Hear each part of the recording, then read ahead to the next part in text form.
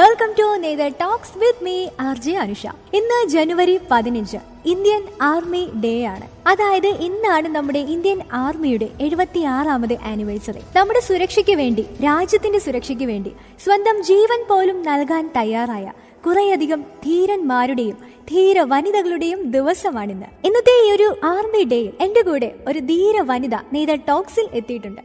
ഭാരതത്തിന്, അതിലുപരി കേരളത്തിന്, നമ്മുടെ ആലപ്പുഴയുടെ തന്നെ അഭിമാനമായ കാശ്മീരിലെ അതിർത്തി കാക്കുന്ന ആദ്യ മലയാളി വനിതയായ കായംകുളം സ്വദേശി ആതിര കെ പിള്ളൈ. മാം നമസ്കാരം, നേതർ ടോക്സിലേക്ക് സ്വാഗതം. എന്താ പറയാ, ഞാൻ വളരെയധികം ഹാപ്പിയാണ്. ഈ ഒരു ആർമി ഡേയിൽ ശരിക്കും ആപ്റ്റ് ആയിട്ടുള്ള ഒരാളെയാണ് നമുക്ക് നേതർ ടോക്സിലൂടെ ലഭിച്ചിരിക്കുന്നത്. അതും ആലപ്പുഴക്കാരി കൂടിയാണ് മാഡം. ഞങ്ങൾക്കൊക്കെ ശരിക്കും ഒരു അഭിമാനവും ഇൻസ്പിറേഷനും ഒക്കെയാണ്. എന്തായാലും നമ്മുടെ ശ്രോതാക്കൾക്ക് വേണ്ടിയിട്ട് സ്വയം ഒന്ന് പരിചയപ്പെടുത്താമോ?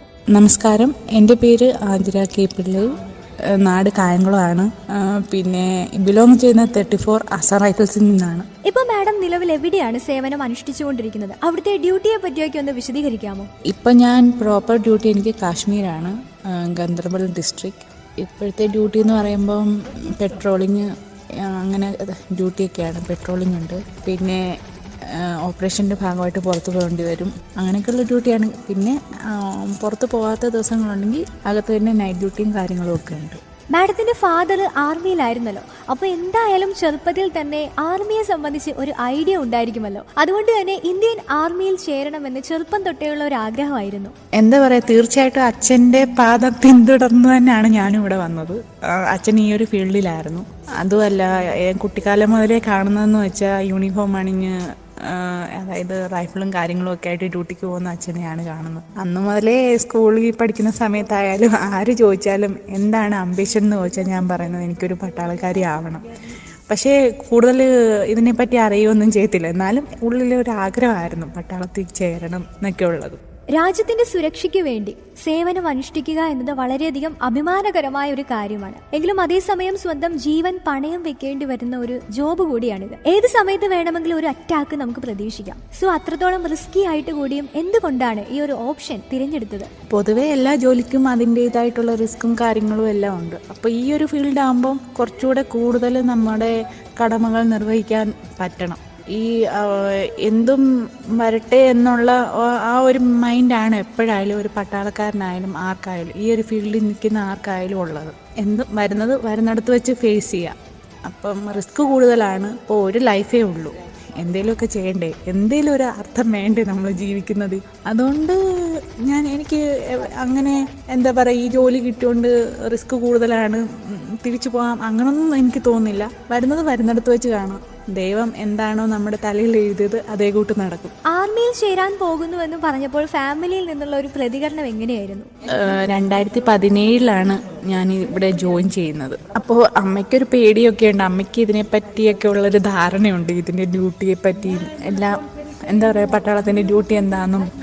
കാരണം അച്ഛൻ്റെ ഒപ്പം അമ്മ നിന്നിട്ടുണ്ട്. അതുകൊണ്ട് അമ്മയ്ക്ക് പൊതുവെ എല്ലാ കാര്യങ്ങളും അറിയാം. അപ്പോൾ അമ്മയ്ക്ക് ഒട്ടും താല്പര്യമില്ലായിരുന്നു. എൻ്റെ ഒരു ആഗ്രഹം കൊണ്ട് മാത്രമാണ് വിട്ടത്. പിന്നെ ലാസ്റ്റ് എന്താ പറയുക, നിൻ്റെ ആഗ്രഹം അങ്ങനെയാണെങ്കിൽ നീ പോയിക്കോ, പിന്നെ നാളെ ഒരു സമയത്ത് നീ പറയരുത് നിൻ്റെ ആഗ്രഹത്തിനെതിരായിട്ട് ഞാൻ നിന്നു എന്ന് പറയരുത്. അപ്പോൾ അമ്മയ്ക്ക് ഒട്ടും താല്പര്യമില്ലായിരുന്നു. പിന്നെ എൻ്റെ ഇഷ്ടത്തിന് മാത്രമാണ് ഞാൻ ഈ ഒരു ഫീൽഡിൽ എത്തിയത്.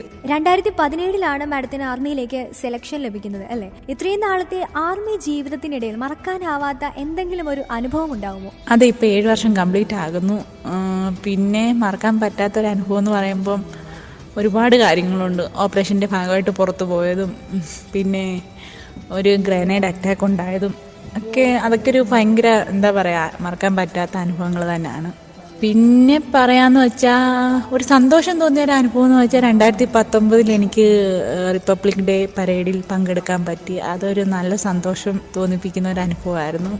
പിന്നെ എന്താ പറയുക, അതിൽ ഞാനൊരു മലയാളി മാത്രമേ ഉള്ളായിരുന്നു കേട്ടോ. ഞങ്ങളുടെ ഈ ഒരു ഫീൽഡിൽ നിന്ന് ഞാനൊരു മലയാളി മാത്രമേ ഉള്ളായിരുന്നു. അതിലൊക്കെ ഭയങ്കര സന്തോഷം ഉണ്ടായിരുന്നു. ഈ ആർമിയുടെ ട്രെയിനിങ് പീരീഡ് ഭയങ്കര ടഫാണെന്ന് ഞാൻ കേട്ടിട്ടുണ്ട്. മാഡത്തിൻ്റെ ഒരു ട്രെയിനിങ് പീരീഡ് എക്സ്പീരിയൻസ് എങ്ങനെയായിരുന്നു? ഈ ജോലി നേടുക എന്നുള്ളത് വലിയൊരു ആഗ്രഹമായിരുന്നു. അത് കിട്ടിക്കഴിഞ്ഞു. പിന്നെ ട്രെയിനിങ് സ്റ്റാർട്ട് ചെയ്ത സമയത്ത് ആദ്യമായിട്ട് ട്രെയിനിങ് സെൻറ്ററിൽ ചെന്നപ്പോൾ ഏതോ ഒരു ജയിലിനകത്ത് കയറി പോകുന്ന ഒരു ഫീലായിരുന്നു. കിളി പോവാന്നൊക്കെ പറയത്തില്ലേ, അതേപോലെ. പിന്നെ അങ്ങനെ ആദ്യത്തെ ഒരാഴ്ച ഞങ്ങൾക്ക് ട്രെയിനിങ് ഇല്ലായിരുന്നു, കാരണം 0 വീക്കായിട്ട് അത് കൗണ്ട് ചെയ്തു. മെസ് വർക്കിങ്ങും കാര്യങ്ങളും ഒക്കെ ആയിരുന്നു. 2.5 കിലോമീറ്റർ ഓട്ടം ഉണ്ടായിരുന്നു, PPT എന്ന് പറയാം അതിനെ. പിന്നെ 5 കിലോമീറ്റർ ഓട്ടം BPT. അത് BPT ആണെങ്കിൽ നമ്മൾ വിത്ത് റൈഫിൾ, പിട്ടു അതൊക്കെ ഇട്ടുകൊണ്ട് വേണം ഓടാൻ. പിന്നെ അതിനകത്ത് തന്നെ ഓരോ ഇവൻ്റ് ഉണ്ട്. Vertical റോപ്പുണ്ട്, horizontal റോപ്പുണ്ട്. ഈ 2 റോപ്പും നമ്മൾ വിത്ത് പിട്ടു റൈഫിളുമായിട്ട് നമ്മൾ കയറണം. അങ്ങനെയൊക്കെയുണ്ട്. പിന്നെ റോഡ് മാർച്ച് ഉണ്ടായിരുന്നു, 8 കിലോമീറ്റർ 16, 32 അങ്ങനെ ആയിരുന്നു. 8 kilometre 16 kilometre 32 kilometre. 32 kilometre road മാർച്ചാണ് ഞങ്ങളെ എന്താ പറയുക, ഒരു വല്ലാത്തൊരവസ്ഥയാണ്. ഇത്രയും വലിയ വെയിറ്റും ഒക്കെ തൂക്കിയിട്ടുകൊണ്ട് അതൊരു ഭയങ്കര ബുദ്ധിമുട്ടായിരുന്നു. അതൊക്കെ ഒരു മറക്കാൻ പറ്റാത്ത അനുഭവങ്ങൾ തന്നെയാണ്.